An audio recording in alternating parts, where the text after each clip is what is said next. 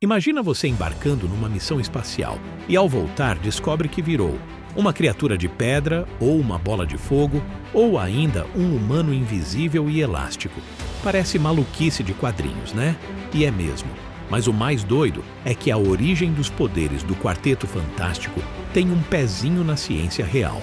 No universo da Marvel, tudo começa com uma exposição intensa a raios cósmicos, partículas superenergéticas vindas do espaço profundo. Mas o que esses raios fariam com um ser humano de verdade? Será que dá para ganhar superpoderes? Ou o mais provável seria virar cinzas no espaço? É isso que a gente vai descobrir hoje.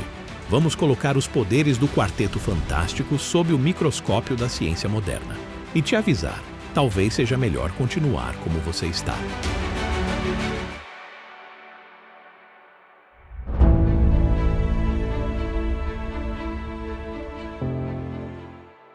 Aqui na Terra, cerca de 1000 partículas de raios cósmicos atravessam seu corpo a cada segundo. Sério. Mas calma, a maioria delas é fraca demais para fazer qualquer estrago. A atmosfera e o campo magnético do planeta funcionam como um escudo, bloqueando boa parte dessa radiação. Agora, no espaço, a história muda. Astronautas a bordo da Estação Espacial Internacional, a cerca de 400 quilômetros de altura, recebem uma dose de radiação cerca de 50 a 100 vezes maior do que a que enfrentamos aqui embaixo. Por isso, a NASA monitora constantemente os níveis de exposição, porque mesmo em pequenas quantidades, com o tempo, essa radiação aumenta o risco de câncer, catarata e outros problemas sérios. Mas o que o Quarteto Fantástico enfrentou foi uma verdadeira bomba radioativa no espaço. No universo Marvel, eles foram atingidos por milhões de partículas por segundo. Isso é uma dose tão violenta que, na vida real, causaria síndrome aguda por radiação. O corpo simplesmente não aguentaria. Tecidos seriam destruídos, o DNA despedaçado e o sistema imunológico entraria em colapso em poucas horas. Aí você pode perguntar, mas e se, por algum milagre, isso causasse uma mutação boa? Bom, não. Radiação pode sim causar mutações, mas elas são aleatórias e, na maioria das vezes, destrutivas. Não existe essa de mutação que te dá elasticidade perfeita ou poderes de fogo. O mais provável é câncer, morte celular ou um colapso total do organismo. E para piorar, nosso corpo tem aproximadamente 75 trilhões de células. A chance de todas serem modificadas de maneira uniforme e funcional é praticamente zero. É tipo jogar 75 trilhões de dados e esperar que todos caiam no número 4. Existem seres que resistem bem à radiação, como a Deinococcus radiodurans, uma bactéria que sobrevive a doses 5.000 vezes maiores que o limite humano. Mas isso é resultado de milhões de anos de evolução, e ela é uma bactéria, não um astronauta. Ou seja, virar um super-herói por acidente com radiação continua sendo um sonho, e bem perigoso.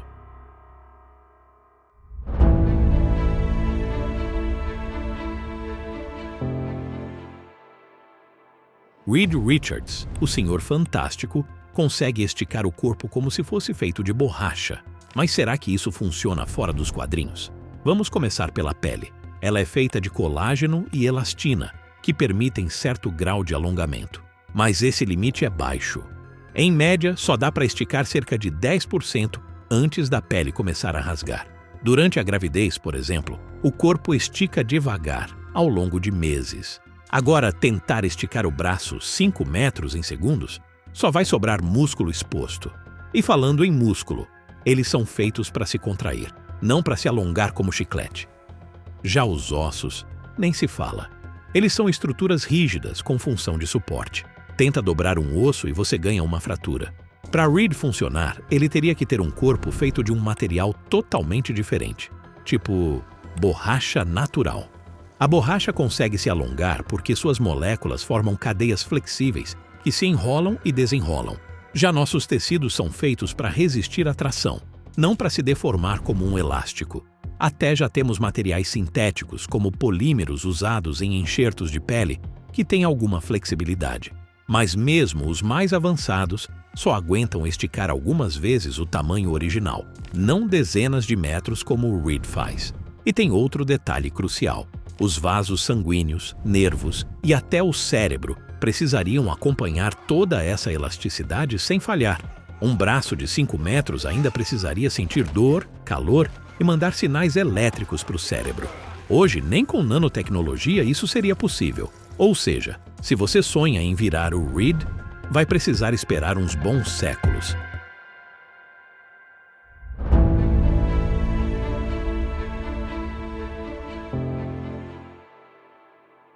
A mulher invisível consegue desaparecer à vontade. E entre todos os poderes do quarteto, esse é talvez o que mais flerta com a ciência real. Isso porque existe uma área chamada óptica de metamateriais, que tenta justamente manipular a luz ao redor de objetos. Basicamente, metamateriais são estruturas criadas em laboratório com padrões microscópicos que conseguem curvar a luz, fazendo ela contornar um objeto.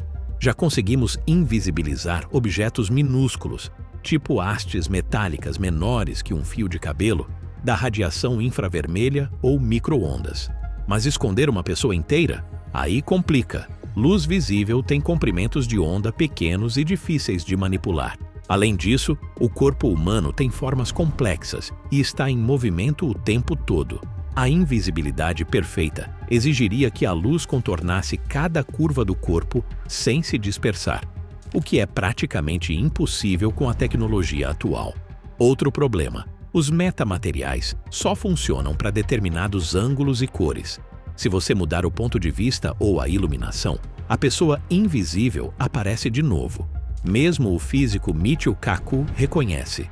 Os avanços são incríveis, mas invisibilidade humana real ainda está a décadas de distância, ou mais.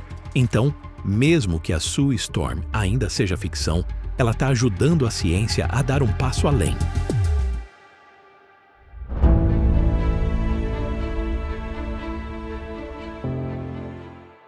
Agora, vamos para o cara mais quente do grupo, Johnny Storm, o Tocha Humana. Ele se incendeia, voa e ainda lança bolas de fogo. Só que o corpo humano é basicamente água, e água não pega fogo. Nossa gordura corporal começa a queimar a cerca de 230 graus Celsius, e a pele sofre queimaduras de 3º grau por volta dos 150 graus Celsius. O Johnny é mostrado atingindo temperaturas que derretem aço, algo em torno de 1.500 graus Celsius a 2.000 graus Celsius. A essa temperatura, ele viraria churrasquinho instantaneamente. E tem mais. Manter o corpo pegando fogo exige energia absurda. Numa corrida de alta performance, um atleta queima cerca de 800 calorias por hora. Já manter o corpo em chamas como o Johnny exigiria algo na casa de centenas de milhares de calorias por hora. Isso é fisicamente impossível. E mesmo que o corpo dele fosse feito de algum material resistente ao calor, como cerâmica avançada ou aerogel, ainda haveria o problema de manter órgãos internos intactos, sem cozinhá-los. Existem micro-organismos chamados extremófilos que sobrevivem em fontes termais a mais de 100 graus Celsius. Mas extrapolar isso para um ser humano flamejante é delírio total. Ou seja, ser uma tocha humana, com o que temos hoje na ciência, é simplesmente impossível.